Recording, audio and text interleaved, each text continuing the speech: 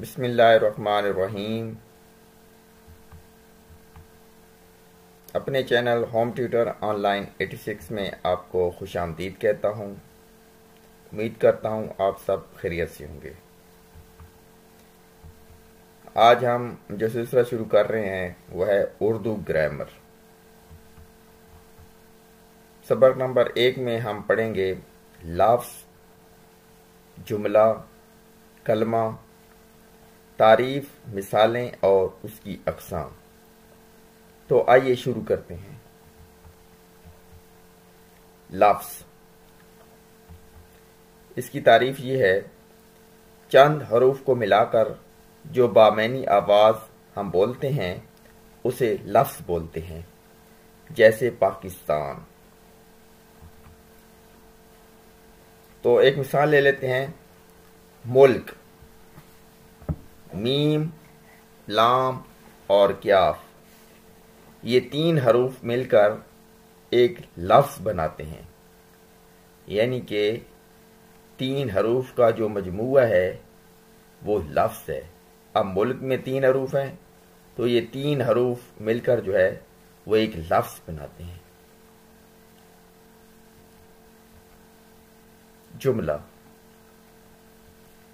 جملے کی تعریف یہ ہے کہ چند بامعنی لفظوں کی ایسی ترتیب جس کا مطلب آسانی سے سمجھ میں آ جائے جملہ کہلاتا ہے۔ جیسے اللہ ایک ہے، ہمارا مذہب اسلام ہے۔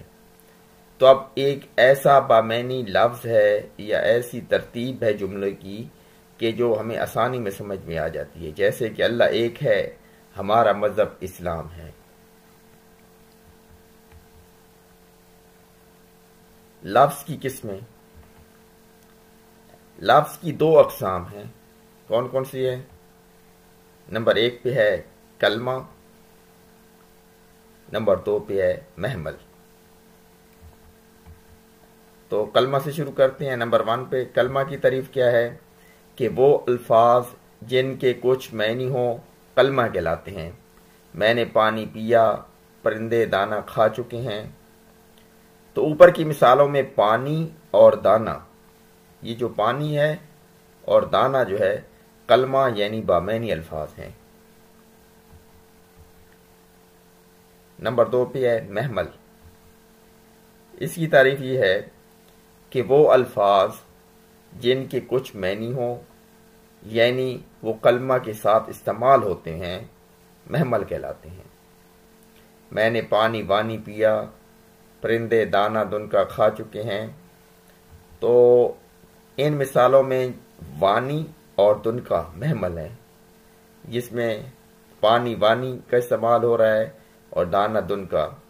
تو اور بھی مثالیں ہیں، روٹی ووٹی اور اس کے علاوہ چائے وائے، تو اس کی طرح کی بہت سی مثالیں ہیں۔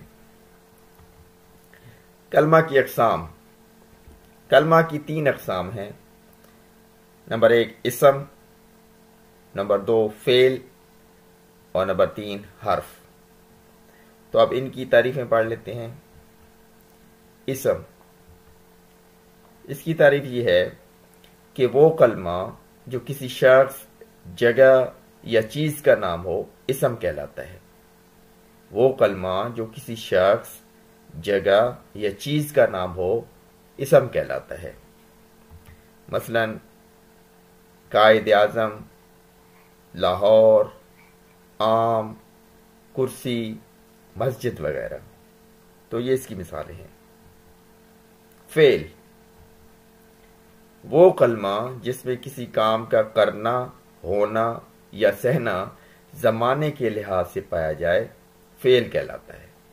وہ کلمہ جس میں کسی کام کا کرنا، ہونا یا سہنا زمانے کے لحاظ سے پایا جائے فعل کہلاتا ہے۔ مثلا علی سکول جاتا ہے، حمزہ نے قرآن پڑھا، سعد بازار سے آئے گا۔ تو یہ فعل ہے۔ نیکسٹ ہے حرف۔ حرف کی تعریف ہے وہ کلمہ جو اسم یا فعل تو نہیں ہوتا، البتہ ان دونوں کو ملانے کے کام آتا ہے، اسے حرف کہتے ہیں۔ وہ کلمہ جو اسم یا فعل تو نہیں ہوتا البتہ ان دونوں کو ملانے کی کام آتا ہے، اسے حرف کہتے ہیں۔ مثلا حمزہ نے قرآن پڑھا، سعد بازار سے آئے گا، تو اس میں نے اور سے جو ہے یہ حرف ہیں۔